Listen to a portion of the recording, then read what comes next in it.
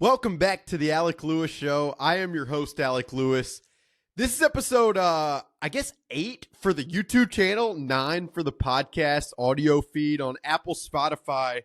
On Friday, you probably saw a show with Matthew Collar of Purple Insider. We kind of syndicated that, and it was on his feeds, a little bit of my feeds, and it was really a rundown of Cleveland joint practices. I kind of have more on that today with Zac Jackson, who covers the Browns for The Athletic, and I think you'll enjoy it because it provides a perspective of kind of how he viewed things and what he was looking for and maybe how to kind of match and pair what some of the reports and what we saw with the Vikings looked like. So I think you guys will enjoy that. I said on the audio feed that I would talk J.J. McCarthy before this show, so let's just get right into it.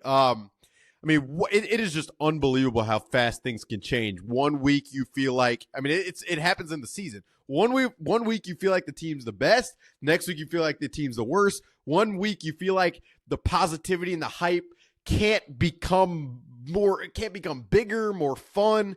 And then the next week your rookie quarterback is done for the season. Now look, I'll just say from the outset, Sam Darnold was probably going to start the season. And if he performed, then it was going to be hard to move off of him until obviously 2025.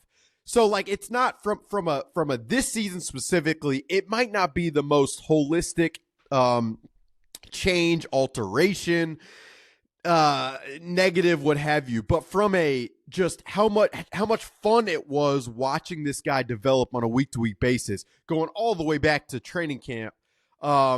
To not have that as kind of like wind at your back, making it fun, keeping things interesting, even if the team wasn't competitive, to not have that anymore, it's brutal. It's tough. And especially with how quick it turned. Saturday night, and I've talked about this, I walked out of that game thinking man, this is going to be really fascinating to see what happens. This guy looked really good, responded really well. And then Monday, you hear the ominous news. Tuesday, you hear he's getting tested. It's a torn meniscus. Wednesday, Kevin O'Connell gets off the bus. He talks to a couple people at the Cleveland practice facility, And then right after that, he kind of just gave the news. Hey, he's going to be done for the season. I did think it was very interesting to hear how positive, optimistic, confident he was about what he saw from J.J. McCarthy. I would not mitigate Kevin being that outward in terms of how complimentary he was about J.J. and how he feels about this future. But there's no question that this season, in the event that they are not competitive on a week-to-week basis or contending early in the season, it just kind of becomes let's look forward to next year. And it's tough when that's the case, especially when you don't have the premium for picks at the top of every round. They only have 1 first-round pick in 25 and then 2 fifth-round picks. So you don't get the benefit of picking at the top of every round. And so it really feels like you contend or else it kind of just falls by the wayside. So it's tough in that regard. It's tough because of the amount of positive energy that I think you guys obviously felt, and I was having to reciprocate it because I really felt it too in terms of how much people were interested in what this guy looked like on a day-to-day basis. And really a lot of that is because of the transformation that you saw going back to the spring. There were practices in the spring OTAs where it was so, it really was. And then he stays over the summer, a choice he made. He works out at the facility and with Adam Thielen, who helps him a little bit with the offense. He shows up in fall camp, and the footwork looked better. The mechanics looked tighter. The swag was apparent. And it was so tough. It was crazy on Wednesday after Kevin O'Connell told the media the news in the morning. The Vikings had the practice. And then I talked to a couple players after, and they didn't even know the extent of the injury at that point. One of the veterans on the team I had a conversation with, and he's like, yeah, I can't really talk about it because we don't know yet. And I didn't really want to inform him. I didn't know for sure if he didn't know. It was a very odd kind of circumstance and something that just clouded joint practices. And I've said this on the radio, on the Fan. I said this in other podcasts. As a media member, you try not to ride the wave of what's going on. It's not, you're supposed to be totally detached, but I mean, you get into it. It's fun. It's hard not to feel engaged, not to feel what the fans feel at times. And so there is that separation, but there's also like I know the people involved, how much they put into it. So it is really tough, and it's something that got me down this week. Like, friends know, for me, like, I was having a lot of fun, and I will still, because that's the way I go about this job. But there's no question that to not have that hope and to have it delayed for a franchise and an organization that you guys root for a long time and know that has had that delayed forever, I empathize, frankly. That's what I'd say. So I'm not going to go on. The season still has to be played. Coverage still has to happen. Undrafted players are going to perform in Saturday's game in Cleveland, and we're going to analyze it. That's just what we do. There's going to be feature stories coming over at The Athletic. I had a full joint practice takeaways piece Thursday. I had a whole kind of scene-based how tough this stretch has been for the Vikings on Wednesday. So go check those out at The Athletic. Please, if you're listening on YouTube, just hit that subscribe button. Make sure you get future episodes and hit the like button too. Apple, Spotify, iHeart, hit those subscribe and like buttons too. It helps us out, and it makes it to where we have a good, a synchronized little aspect to this whole thing. I'm not going to waste more time. Here is Zac Jackson, beat writer for the Cleveland Browns at The Athletic. I think you guys will enjoy this. I appreciate you guys listening as always. All right, welcome back to the Alec Lewis Show. I'm Alec Lewis, and this is also Zac Jackson and friends. So this is a dual syndicated operation here. I don't know if this is possible. I don't know the ground rules from this stuff. Zac, first, fun to talk to you. I just saw you in Cleveland in Berea, whatever you call it. But no, it's good to be here. Yeah, the practices were highly scripted, Alec. This is just we're going to wing it. But, I don't know exactly how Kevin O'Connell and Kwesi feel. The Browns are big on these. Stefanski's really big on the details. He wants to do it at a certain time with the team he trusts in a certain way. Have the chance to call off the dogs if necessary or audible, which I think we saw once or twice as it got chippy yesterday. So it is Berea. I'm glad you're back in Minnesota. And, it's Friday morning, right? People listen to this. The game doesn't matter. The game matters for the younger guys, right? But these 2 days to the Browns specifically, and for reasons good and bad we'll get into, they were big. And as you saw, the offense right now is absolutely terrible. A lot of that is understandable and not high levels of panic. The defense is phenomenal and is going to be a problem, and we'll just see how long the defense has to carry the Browns. Yeah, Zac, I mean, it was so interesting, just going back to the beginning of it. You're exactly – the way you just talked about Stefanski and Andrew Berry and how they view these things is how Kevin O'Connell – I mean, it has felt yearly since I've been here and he got here that they structure their entire training camp offseason around these things. And that it is like, this is where we will actually show our script. This is where we will show what we want to be, all of that. But it was interesting – before they even started, you and I had a little bit of back and forth, and I guess I didn't realize the state of some of like the injury situation. Like, I didn't realize there was gonna be no Denzel Ward, and Za'Darius wasn't gonna practice one day, and Dalvin Tomlinson wasn't gonna practice, and all that stuff. But I don't think I had a full grasp of like where the offense is and how it's been viewed over the years. So I kind of just want you to like jump into it. Coming in, what did you want to see?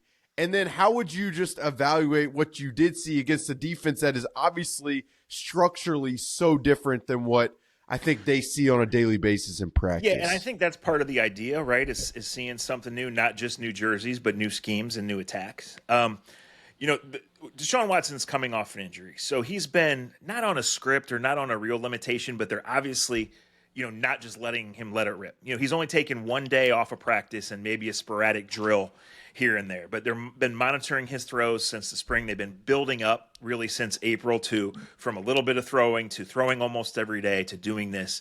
They feel good about it, but I think the short passes that you saw, I think part of that is the design in helping Deshaun protect himself and build some confidence. I think part of that is the design when they are whole to dump the ball to David Njoku and Jerry Jeudy and let them create. And part of it is to let Deshaun be where he's best, which is get out, off of misdirection, off of design rollouts, and then off of just beating the rush sometimes and creating. He's not a pocket passer. So part of what we've seen in camp is your quarterbacks aren't getting tackled to the ground, right? So you're not seeing that element. But he was under constant pressure. He holds it too long, and the ball doesn't come out crisply, And there's, I mean, how many times did you see back-to-back completions? Well, you saw some 3-yard dump-offs. That's all you saw. So they are a work in progress there. And, I think David Njoku and Amari Cooper are okay. Njoku stayed on the field yesterday, but those are the guys that are really going to eventually drive this pass offense. So choppy, sloppy. I'm not trying to rhyme here, promise.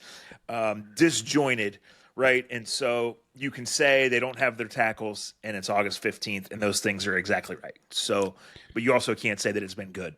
It was interesting Wednesday. I mean, we're sitting up. It's so hard to describe how this thing played out. There's two fields. The offense, the Vikings offense going against the Browns ones was on one field. On the other field, it was Browns number one offense going against the the Vikings number one defense. And there's these big bleachers that we were sitting atop where you can kind of see both of them. And what you just said was exactly kind of how it felt to me, where it was like Deshaun Watson felt like he had no time at all Wednesday ever. Or maybe he had time and he wasn't quick enough kind of going through the processing and the reads. But it was like Andrew Van Ginkel from a Viking standpoint. I was very impressed with Andrew Van Ginkel on the edge, who I thought it was a really good signing. But to see his activity coming off this Lisfranc foot injury was very impressive. And then on the other side, you had Jonathan Gennard. And he looked explosive the way that I think you would hope, given what they paid him in free agency. Dallas Turner was impressive. Ivan Pace seemed to be absolutely everywhere. Did you notice that?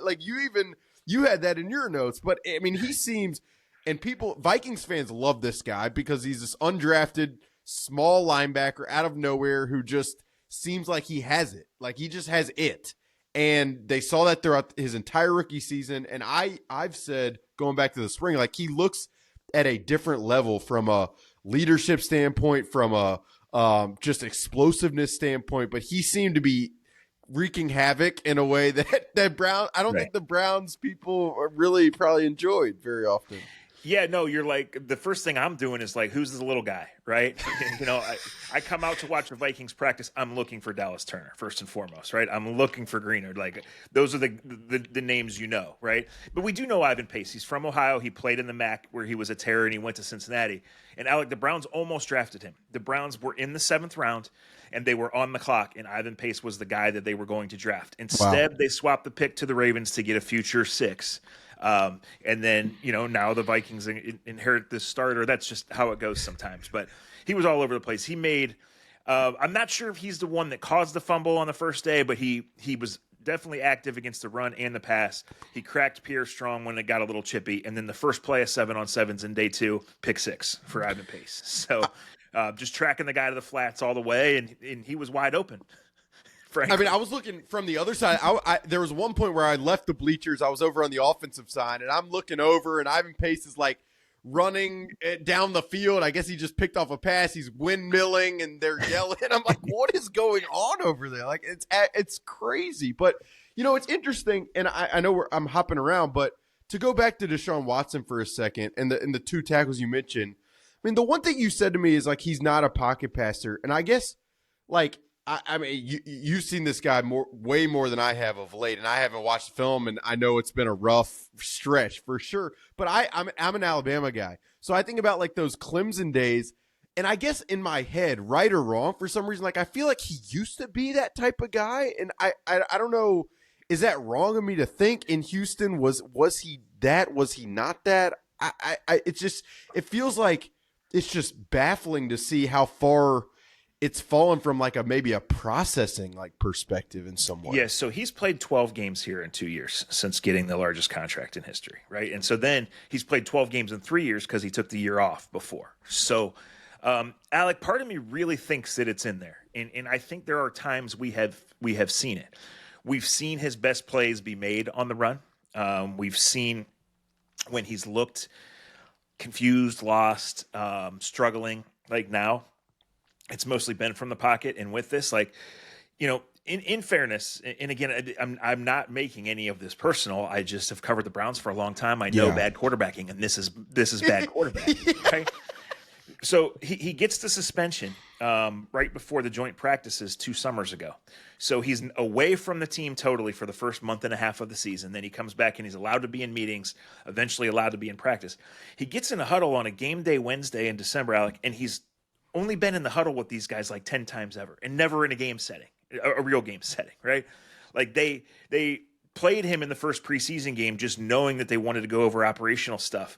And the center tore his ACL like on the 3rd play. Wow. And half the starters weren't playing. So it was everything was new. So we saw, I think, I say this and I mean it. In those 12 games, we've seen 12 good quarters. Like, we've seen it. But had it not been for going 14 of 14 in the second half and winning at Baltimore last year, who was the number 1 seed in the AFC, then I would say it's just not there. But we haven't seen it consistently. We haven't seen it connect, and we're talking about a guy coming off. I'm not a doctor, but it feels like major shoulder surgery. Any shoulder surgery on a quarterback is a big deal. Sure. So, I think you're willing to give him the benefit of time and timing. They changed coordinators and remade almost the whole offensive staff in hopes of getting him here. They went and took this risk on Jerry Jeudy in hopes of giving him the kind of speed that he didn't have. And just for this team as a whole, like almost everybody's back. They got older in free agency. They really can't gain anything in August. But, if it's not working in late September, early October, there's going to be a lot of panic here because this contract is fully guaranteed. And as you saw, this roster is pretty good. And when you watch Browns training camp and you don't watch the quarterback, you look around and you're like, damn. And that's everything from Myles Garrett, the top of the top, to Miles Harden, the 7th-round rookie, who's on his way to making the team. But you watch the offense right now, it sucks. There's no other way to say it.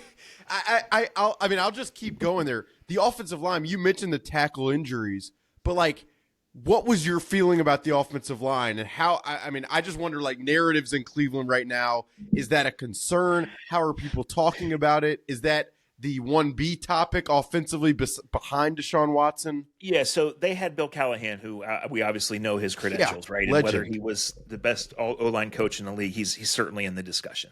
So the Browns let him leave because his son got a head coaching job, and of course they did. So I think as far as offseason discussion and worry, this is a well-paid and very experienced offensive line. To me, I was like, hey, let's give this new guy, Andy Dickerson, the benefit of the doubt. His resume is not bad. It's not Bill Callahan's. His resume is pretty good. Of more concern is the tackle injuries. And DeJuan Jones didn't start the whole offseason program, but he was cleared by June. He's been fully cleared. Gigantic human being, by the way. You can't even describe him unless you see him, right? But the left tackle, Jed Wills, who's in a contract year, has now 9 months off an MCL and has not practiced at all. And then Jack Conklin, who's been a good player in this league but is now on his 2nd ACL, has not practiced at all. And we knew that was coming. So, when healthy, Wills is the left tackle. Either DeJuan or Conklin is the right tackle. And the guards are as good as they get, maybe the best pair in the league. Batonio might go to the Hall of Fame. Ethan Pochik, the center, big, rugged dude, been in the league for 8 years, started for multiple teams. They have the pieces. But right now they're playing James Hudson at left tackle, who's played – he's played left tackle in his career, but not even really a game and a half worth. He's been the backup at right tackle. He's been used as an emergency tight end and just an emergency everything. Well, it's an emergency, and they've tried other guys like Jermaine Ifedi and Hakeem Adeniji, who they brought in knowing, hey, we might encounter this. We might need these guys. At least they've played. Well, that's what you say about them. At least they've played, and it is an emergency situation. So it's still August, and if Wills is back at practice next week and getting ready, he has to block Micah Parsons in week 1, Josh Allen in week 2, and Brian Burns in week 3. So if he gets back and gets ready, this offense just, again, needs game reps to get anywhere close to peak value. If he doesn't get back, then it's really scary. And right now on August 16th, we don't know the answer because we expected Wills back a week or more ago, and he hasn't been back yet. It's not really fair either. Because Brian Flores in some of these practices, like he's just maniacal. Like he'll line. It's like there was a 2-minute at the end of Thursday practice where literally the entire defensive structure was just edge rushers and defensive backs, and he's just like lining guys up like it's a field goal block. And so if you're Deshaun Watson and this offensive line that you just described, like, you don't have you haven't game planned a protection for this relentlessness. Like, it just doesn't happen. And then they're running stunts off of it, and Ivan Pace feasts off that stuff. And they also have, really, and I'll get into the Vikings defense a little bit, but like, you also have a communication hub on the back end with Harrison Smith, Cam Bynum, Josh Metellus. Like, this safety grouping of the Vikings is as it's continuity, it's experience, it's cerebral. Like, it's really tough to deal with. And so, I mean, it was one of those things where at the end of these joint practices, I'm thinking, I always had a lot of faith in Brian Flores and what he would do defensively. But I did wonder, watching some of the edge rusher talent and watching Ivan Pace, like, I wondered if this is going to have to be the identity of this team, probably, just considering what they're going to have at the quarterback position, and also like that might be able to lift them in a way to competitiveness in a way that I'm not sure I really saw. So for as much as the Browns evaluation is what it is, I do wonder if it's like you literally got the worst draw of your pick in terms of who you have to go against in these very general practices and joint practices. Does that make sense? It does, but who are you going to play, right? The Browns play in the AFC North, right? And I mentioned who they play then, right? So you have to know. Just as soon as you and I flipped into the mode this week of like, okay, we're going to write about this, and then later in the week we'll podcast, we'll talk, obviously between practices as we did. It just was really clicking with me, like, oh my gosh, Brian Flores, this is what he does. He just goes to confuse the shit out of the guys, right? So yeah, you can say all that, and I'm impressed. Like, I want to ask you, would you choose like interesting or fascinating for the Vikings? Because they obviously have a good team, probably not Super Bowl good. Now they're not going to have their rookie QB. Justin Jefferson's as good as it gets. Like, got some clear weaknesses, but there's some good players on this team. Like, I just want to know, and we won't see each other in the regular season, obviously, but like, are you a little bit? The mic. We're good. Yeah. No, fascinating. Sorry. I mean, that's what I'd say. Fascinating, because really the Sam Darnold experiment is fascinating. You're tossing a guy who has turned the ball over as much as he has into, besides San Francisco, where he barely played, obviously. I mean, only played with the Brock Purdy injury. You're tossing him into an environment with the best coaching he's had besides San Francisco, and the best structure he's had, and the best skill talent he's had around him. So it's really a question of how important are circumstances and the surroundings around that type of player. Like Sam Darnold, you watched like I did these last 2 days. There were a couple deep throws. There were some rhythm timing plays, but there was also a lot of like he's scrambling left, throwing interceptions. He looks sped up too. So it just feels like for him, it's like, can you be a Baker Mayfield type, or are you going to turn the ball over so much that it's like, is this sustainable? Like, is this tenable? Like, I think that really will dictate, what this team becomes, because I do think, I mean, you mentioned it, you have Justin Jefferson, Jordan Addison, when Jordan's back healthy from the ankle injury, which shouldn't be a ton of time. You have Aaron Jones, who to me looks very dynamic, and when he's healthy can be that type of player. You have elite tackles on the edge. I think the coaching is pretty good. So it's a fascinating situation. They have a really tough schedule. Like you mentioned, the guys that the Browns offensive line is going to be going against. I mean, obviously the New York Giants aren't like a stalwart and Brian Burns and Dexter Lawrence and all those guys, but they turn around, they play the Texans, the 49ers, the Packers, the Jets. I mean, the Rams early on. Like it is tough. I mean, that's this league. Like I get it, but it's tough sledding. So I'd say it's a fascinating experiment that took a very big vibes hit at the beginning of the week with the J.J. McCarthy news, obviously. Yeah, I mean, listen, covering the Browns, we've had some strange ones, but being in someone else's facility and having to make an announcement right before you walk on the practice field that, oh, by the way, our first-round pick is not going to play at all this year. Were you thinking like mid-October before that, or what was your thought on that? I'm curious. With JJ, I mean, it was a very odd one. Like it really was. From Monday night, they had a night practice Monday night, and I mean, I'm sorry, Alec. Like, did you, if this never happened, did you think he was going to take over for Darnold in like mid-October? You're talking about, Yeah, yeah. That was probably around, like they go to London to play the Jets in week 5, and they have a bye week after that. So that seemed like an off ramp for me. And really, like, if you'd asked me this question months ago, I would have said, maybe he doesn't play the whole year. Like, maybe they just let him learn, sit. But the way he'd impress people internally, the way he'd progress, like, I started to get the feeling that, like, yes, even if Sam Darnold starts in week 1, and I guess at that point, if he performed, then he could just take the reins. But the way he looked, probably, yeah. I mean, I was thinking week 6, week 7, week 9, like that type of runway, probably.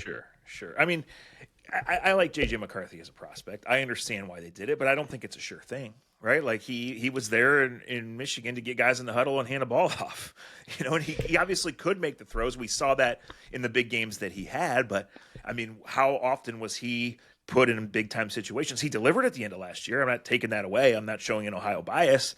I'm just saying there's a reason he didn't go in the top 3 picks of the draft.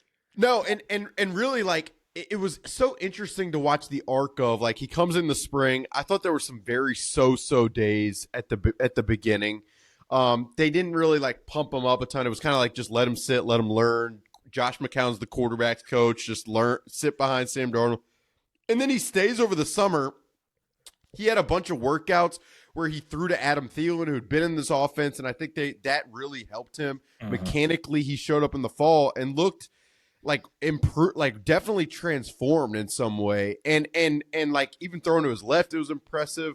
The preseason game, he threw the pick but responded really well. I just think, especially people here, they were so excited about the trajectory of what it could be, and they've wanted this for forever. So yeah, I mean, it's not a sure thing. I did think Kevin O'Connell was very forward and saying, like, he thought he's like, we got the guy for the future here. And I don't know if he would say that if he didn't really believe optimistically, but that's really, this season was really going to be I think a lot of fans were like, I don't really know about the wins and losses, but I do want to know if we have this guy and he can continue to give me hope, or if I need to just blindly believe. And now you don't get that answer until next year, which is I think Browns fans went through this for decades, right? The blind belief. Eventually, you stop having the blind belief, and that's the core of fandom is the blind belief, right? Whether you're playing the Chiefs on Sunday or the Carolina Panthers, you believe your team's going to win, right? And you're lubed up and ready to go.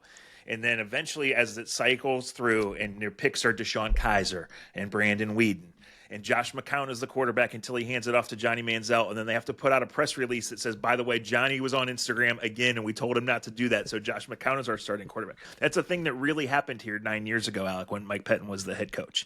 It's crazy. A thing that really O'Connell was in the building I think Kevin was this was O'Connell's first coaching job, was coaching. Yeah, he was Johnny the quarterback's coach. Yes. It's so amazing. I remember talking to McCown when Kevin got the job, and this was way before Josh got hired here. And it was just talked about, like, just the craziness that was coaching Johnny. I mean, I can't. That's probably an oral history unto itself. No, so I had a chuckle. Like, Josh McCown has an unmistakable look, right? Like, he's a big dude. He looks like an NBA power forward. He has the hair, like, you don't miss All-American guy. Right. So I'm walking out on the practice field, and I'm like, there's Josh McCown. Like, he's unmistakable. Well, Joel Bitonio goes up and sees him, and they're hugging. And I take a picture just trying to get a chuckle out of the longtime followers. Well, I don't even notice that Mike Pettin, who was the freaking head coach, is standing right behind them here. So, that's just the kind of the connections that it was. So the other funny thing you said, because you're talking about, like, how at some point fans just lose the hope. It's like, I had multiple Uber drivers, and I'm not a big Uber talker. Like, I gotta be honest, I'm not. Like, I've got AirPods in. I don't really want to have a conversation, but there were a couple where I just did, and it was like they're like, so you're here for the Browns? Yeah, I'm here for some practice stuff. And I was like, are you a Browns fan? They're like, it was like they were so beaten down. I was like, I felt bad, honestly. Well, they've been energized, and I think the overarching thing here is, look, the history stinks, right?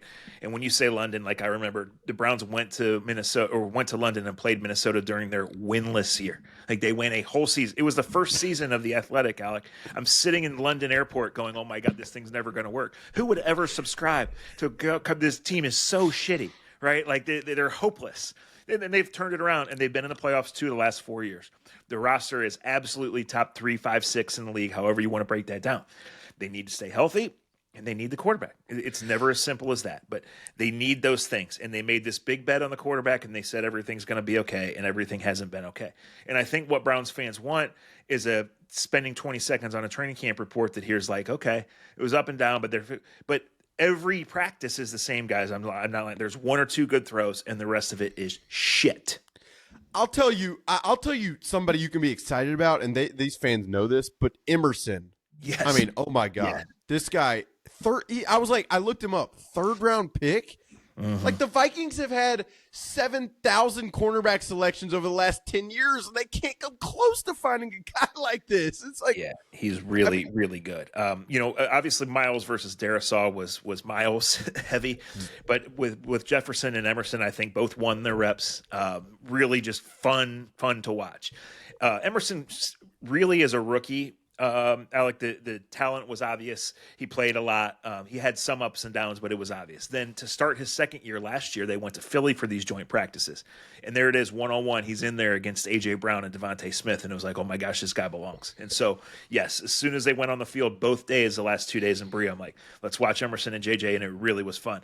The one big play that the Vikings had, one of the big plays, maybe the only one on the first day. Let me say that correctly. Darnold had just thrown a pick. Well, he comes back the next time and he throws it deep, and Emerson and another guy are right there, and JJ catches it anyway. Yeah, I mean that's it, Justin Jefferson. It was funny, and Justin, like someone asked me this week, like, what's he like to cover? I'm like, he's just like a kid doing what he loves, and he's really good at it. He works really hard at it. He just loves being out there. Like he's trash talking, but it's not like this like overly aggressive type thing, and you could tell. Thursday afternoon after the practice, one of the Browns, somebody asked him about Emerson, and he was like, oh, yeah, this guy's going to give people problems. And, like, Justin's always going to give out compliment. Like, he's not, like, going to refrain from hyping a guy up. But you could tell that, like, there was and Justin's also very close to Grant Delpit, so he knows how people feel about this guy. But I personally, watching him, was just like, this guy's long, he's physical, he can stay with Justin, and it just doesn't happen like that. I mean, it's really. So the Browns' number 1 corner, Denzel Ward, is in concussion protocol and wasn't out there, and their number 3 corner, Greg Newsome, is missing the entire training camp. Now he's a little bit ahead of schedule. They hope he can be back for the opener, but they're loaded. And this week was big for Halasi, who twice, like you mentioned, Darnold scrambled to the left, throws picks, coming back the other way. And then Miles Harden, the 7th rounder, who I wasn't sure was going to make the team because the guy's a 7th rounder from an FCS. That guy flashed to me. Yeah. Oh, no doubt. I think before they leave today, Barry should say, hey, we'll give you Miles Harden. You send us back number 18, and we'll throw in like a 5. Kwesi loves trading. He's a former Wall Street guy. Yes, commodities trader. Here, right. But, I know they're as but I'm telling you, you'd have to offer the entire for Kevin O'Connell to part. For Kevin O'Connell to part with Justin Jefferson would require. I spent 2 days during practice trying to workshop the right joke for Twitter for that, and I just couldn't. So I couldn't leave it. And there's no comp for this guy. Like he really is phenomenal. But before we get out of here, the synergy between these two teams and what goes into this. The Vikings this morning, it's Friday morning as we record this. They're coming back to the Browns facility to do their standard walkthrough. And then they're having some quarterbacks in for a workout at the Browns facility because they need an emergency quarterback, not with J.J. down. So this is what – it's not just show up. And, I think both fan bases, your players really respect your coach because they didn't fight. That's hard to do. And then the planning and the coordination that went in here. I don't know if they'll go back to Minnesota next year or maybe the Vikings, how that'll work out. But to be able to come back to the facility today and then do a workout – that's a pretty high level of communication and respect to keep that thing flowing. Yeah, and I don't know what you feel like about Barry and I've had a couple conversation with Andrew and I've never talked to Kevin Stefanski, but like you talk to Vikings people and the way they talk about Kevin and just what he was like. I mean, it's very impressive. And then I did not expect the Vikings like I don't fights. Kevin O'Connell just has such a pulse on how to lead, like, and I kind of wrote this earlier this week, but like the Vikings have been through over the past few months. It has just been relentless in a way that like it would beat. If I was, it would beat me down. Like just because there's just a lot to sort through, and the ability of like guys like Kevin to be able to keep the train kind of going as they have. It's been impressive, and I don't have to say that, but yeah, you could tell there's a very big mutual respect among these two organizations. You mentioned the crossover, like Mike Peck. I'm thinking Ryan Cordell, the Vikings game management guy. He was in Cleveland. Chisholm Opara, front office executive. Sam DeLuca. Like, all these guys were there. There is a ton of synergy between these two organizations, without question. Yeah, no, and it was good. I hope they come. I have not been to Minnesota in a few years. I hope that it works out that way. The Browns are playoffs or bust, Alec. And obviously it's not all in on 1 year, but they've built that way. What is a realistic total over there here as we're 3 weeks from the season? Yeah, I mean, I got to be honest. This year they absorbed nearly $60 million in dead cap. This was always kind of a transition year. Like, nobody's obviously Kevin O'Connell's never going to say that, but from a roster perspective, it's just pretty obvious to me. If they win, especially against this schedule, if they win more than 7 games, I'll be like, you know what, it's pretty. Mm-hmm. I mean, I think that you squeezed a lot out of the orange that is this team. That's really right. If they make the playoffs, it would be like, holy cow, Sam Darnold, the center, the synchronized play call ability of Kevin with Sam really was impressive. But that's what I'd say. I mean, I think Vegas has the over under around 6.5. It's just I would have guessed. I have not looked, but I would have guessed that. Yeah. I mean, it just is a transition year, and I think like 2022, their draft left them without a lot of depth. 2023, they drafted Jordan Addison, who's been a really impressive player. But they're just they are lacking from a depth perspective. They may go.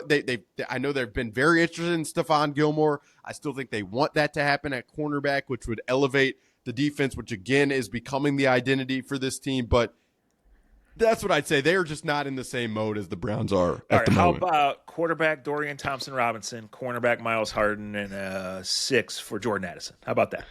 No, but I appreciate you trying. They're not moving these receivers. The Browns were so nice. They got those Vikings buses in so smoothly. Yeah, you guys let us work out a quarterback. That's so nice of you. No, Jordan, we're going to keep Jordan Addison, I think. Thank you. I like Miles Harden.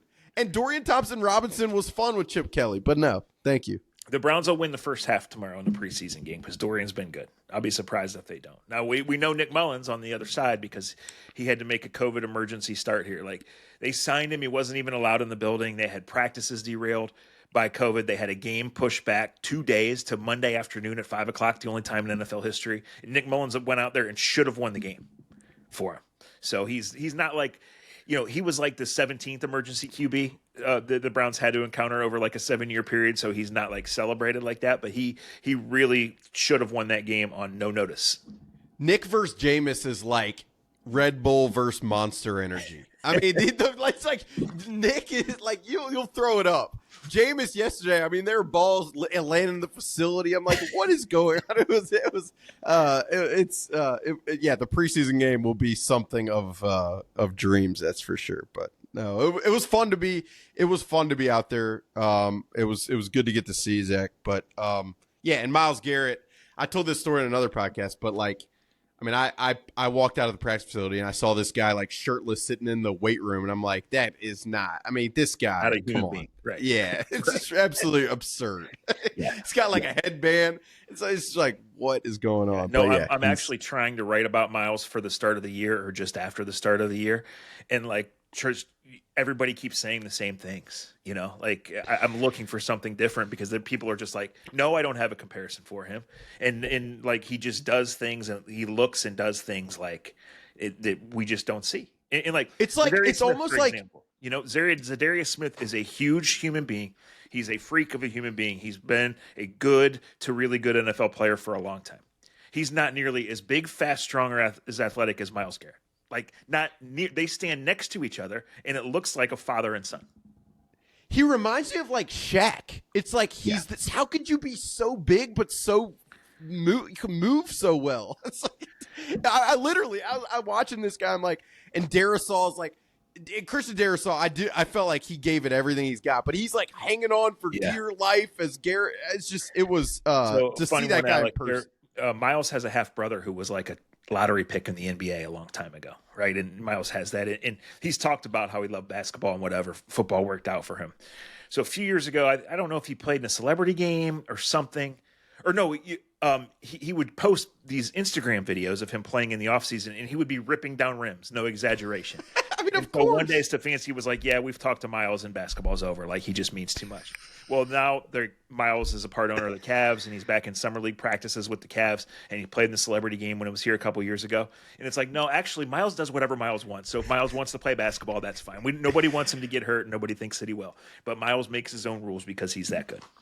Yeah, well, what are you going to stand in front of that guy and tell him he's going to just snap you like a toothpick? No, it was cool to get to see him in person. So Yeah. that was fun.